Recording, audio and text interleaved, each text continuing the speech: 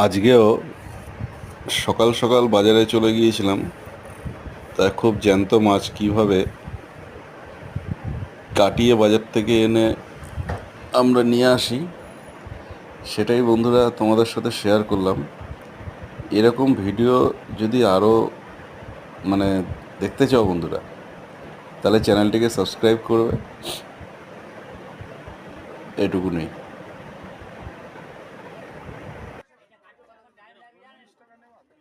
কাটো, একটু তাড়াতাড়ি কাটো, এটা কেটে দাও।